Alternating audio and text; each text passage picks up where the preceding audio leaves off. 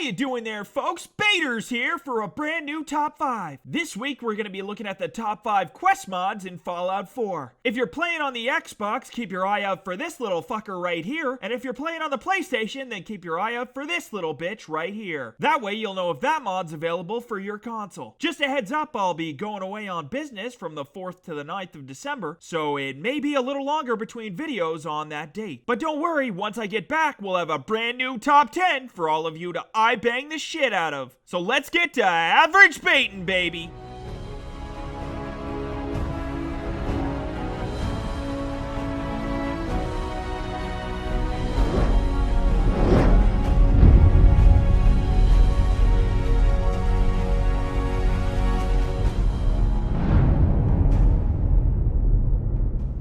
At number 5, we have World to Come by Neher.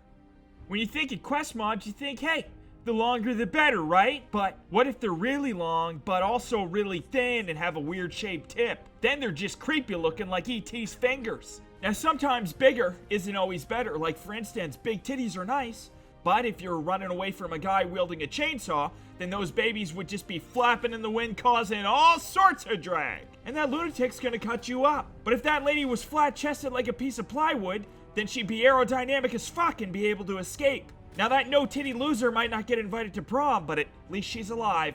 Well, this mod is a lot like that in a lot of ways, in that it is a smaller quest mod, but gives you the pragmatic release every good wanderer is searching for, which is killing the largest fucking thing you set eyes on. This mod is great for people who want a quest mod, but they don't want to spend 20 to 30 hours getting to the punchline. This is a nice little quickie quest to get your rocks off and then jet. Now this mod adds a very straightforward quest where you have to locate the Gorgera and kill that gigantic bastard before he wreaks havoc on more innocent people. Now, just so everyone is aware, a Gorgera is a gigantic deathclaw. He's humongous and he gives out crazy damage. But the one thing this mod author didn't count on was that I would have Lucille in the backpack. And everyone knows a good blow to the fucking kneecaps leaves any deathclaw completely defenseless. Not so tough now, are ya? Look at that big old hit to the foot. Yeah, take that hit to the foot, bitch. Now, although this story is pretty short, it is a lot of fun to locate a giant deathclaw and just go diplomatic on his ass. Send that motherfucker packing, if you know what I mean. Now, the NPCs you come across as you venture to find the Gorgera are all fully voice acted, which really helps solidify the lore of this gigantic Godzilla-style deathclaw. Now, all in all, this quest mod takes about 20 minutes, but when you're done, your hard-on will last at least another 20 minutes. So in total, it's about 40 minutes worth of excitement that you're gonna get out of this quest mod. I rate this mod 1 gorilla who sees a toddler fall into his cage at the zoo. Oh, this isn't gonna end well for me. At number 4, we've got Welcome to Good Neighbor by X. Have you ever just been roaming around the streets of Good Neighbor looking for a fresh butthole to suck a fart out of just so you could get another hit of jet when you realize, hey, maybe there's more to this place than sucking farts and getting high? Well, good news.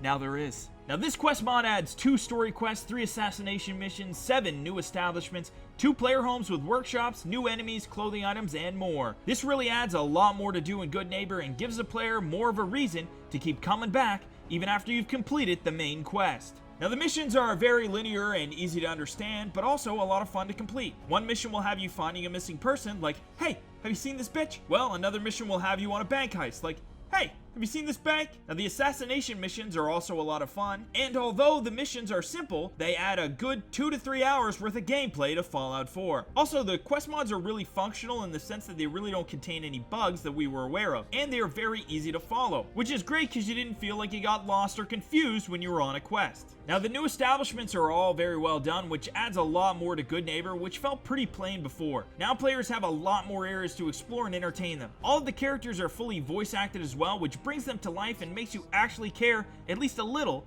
about what happens to them. Now the Wanderer is not voiced in this quest mod, but that's okay because it really doesn't seem to break the immersion of the story. However, I'm sure a voiced Wanderer would have been preferable, but I think most can live without it for at least 2 hours. Now this is a great quest mod for anyone who just wants to squeeze a little more happy juice out of Good Neighbor, and also add a few more hours worth of gameplay to their playthrough. I rate this mod 1 debt collector who gets 0 respect.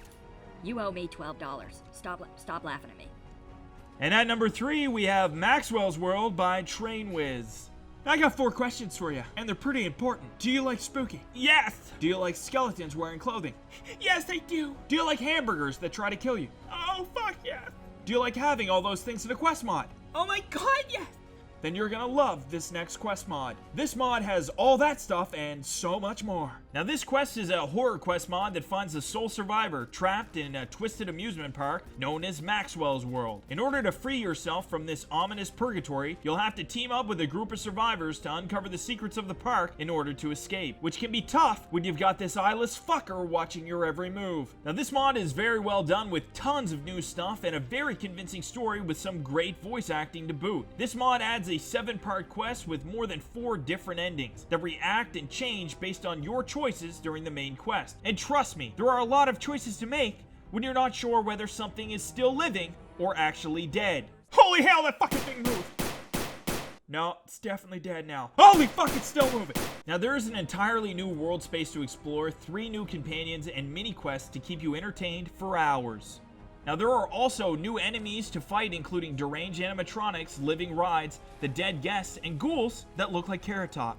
Now there are also new weapons, including the firework cannon, the ray gun, the mallet, and the heavy incinerator from Fallout 3. All of the weapons can be purchased for free from the animatronic vendors who are located at pretty much every entrance of the park. The weapons all look great and they really fit in well to the theme of Maxwell's World. Now this is a very ambitious quest mod, and with ambition comes the occasional bug here and there. With that said, make sure you have all the available patches installed when playing this mod. And if you do find yourself stuck at a certain point in the story, just try reloading a previous save and it should sort your issue. Overall, this is a very fun mod that has you exploring an extraordinary world like nothing else you've ever seen in Fallout before. Its eerie nature coupled with its great storytelling makes this mod a must-have experience in Fallout 4. I rate this mod that one lifeguard who you're not actually sure is really a lifeguard. Do you guys need me to rescue you? Dude, we're in our fucking car. Back off, will ya? Alright, go away. At number 2, we have Fusion City Rising by Recluse and Thuggy Smurf. Now to start this quest, you'll have to have access to the railroad headquarters, so you'll have to complete any quest pertaining to the ability to access the railroad headquarters, whether it's to team up with the railroad or to destroy them. Either way, you'll have to speak to Peter to start the mission, and he's always hanging around at the railroad headquarters next to the bulletin board. He's a little kid who looks a lot like he just ran away from Nazi kids camp. Now this is an extraordinary addition to Fallout 4. This mod adds hours of new content, including new quests, new locations, new enemy factions, new companions, and much more. The quests that are added are extremely extensive, adding between 10 to 20 hours of gameplay just for the main storyline, let alone multiple side quests. There is an entirely new city that has been added as well. The new city is Fusion City, which is an underground community larger than Diamond City with a mall, subway system, fight arena, hotel, university, player home, clinic, barbershop, laundromat, bathhouse, bank, grocery store, church, bars, restaurant, art gallery, residential district, shooting range, every type of vendor, and much, much more. Let's just say there's all sorts of places where you can make some new friends. Will you please be my friend? Yeah, I'll do whatever it takes for you to get your hands off my butt cheeks. Now, there was honestly so much going on in Fusion City that when I got to that point in the questline, I just wandered around exploring for hours and hours, and I'm pretty sure I still didn't see everything. You can also interact with your own fight arena with controls to spawn new fighters, or even change the sex of the fighters depending on what you're into. So you can have big boobed women or little boobed men. Whatever your thing is, whatever you're into.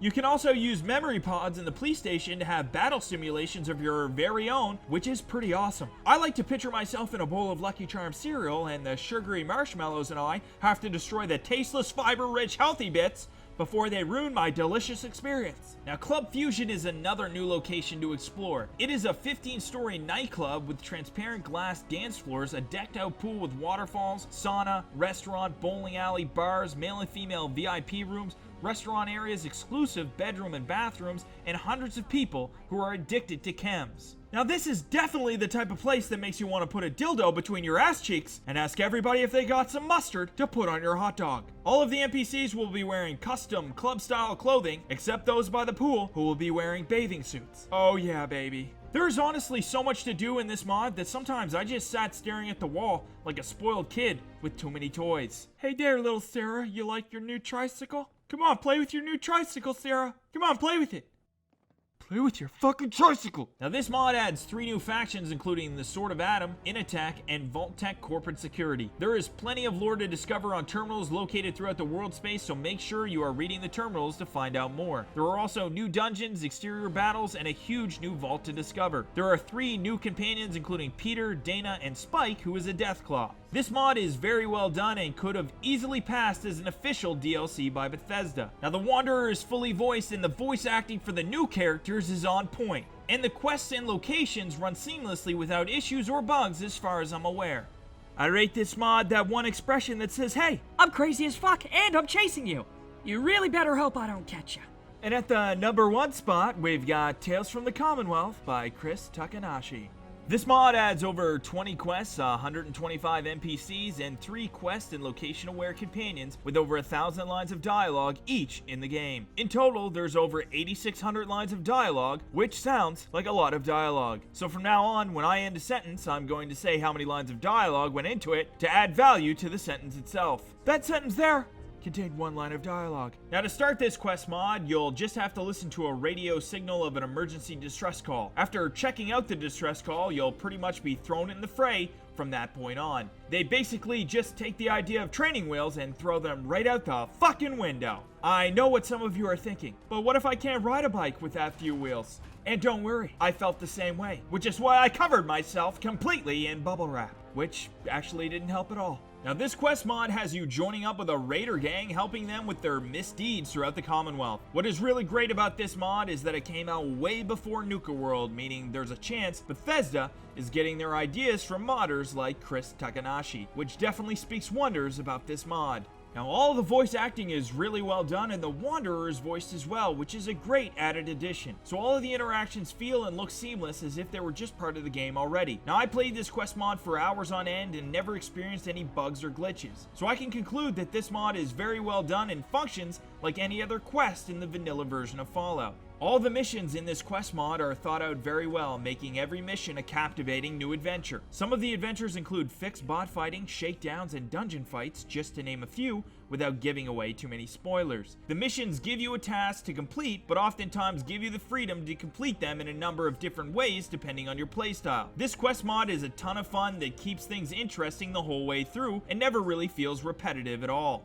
Now the mod author has stated that this mod will be available for the PlayStation 4 at some point in the future, once the proprietary sound file issue is fixed on Sony. Whatever the fuck that means. So PS4 players, I guess just wait. On a side note, I think I would be a pretty good follower or a companion in a quest mod. Like, if I had the technical know-how to even make a simple companion mod, I'd be in the fucking game. Here's how it'd go down, okay? You would meet me by just traveling through the woods, and there I'd be in the dark somewhere, just sniffing a shoe under a bridge. And you'd be like, hey, who are you? And I'd be like, I'm Baiters. And you'd be like, what the fuck is Baiters? And then I'd whip my dick out and show it to you. And you'd be like, okay, let's be friends forever. And we would go and we would be friends, and we would frolic through the woods together holding dicks. And then I'd push you down and run away, all playful. Ah, see you later. Good luck with that Deathclaw. Anyways, it's a dream of mine because in that dream, I have friends. All in all, this quest mod is insanely well done and a must-have addition to Fallout 4. It's quest mods like this one that add an immortal longevity to Fallout 4 in the sense that they keep refreshing the story in a very convincing way. The ability to add new content that could pass as additional DLC makes games like Fallout last forever. I rate this mod that moment you realize your friend might be in love with your right eyeball. Is it okay if I lick it? Thanks again for tuning into another Top 5. Hope you enjoyed this video, and if you did, feel free to press that nipple right up against that subscribe button and come back for more fun next time. Remember to follow us on Twitter for the latest updates on our newest content. The link will be in the description. Hope to see y'all again next time for another Top 5.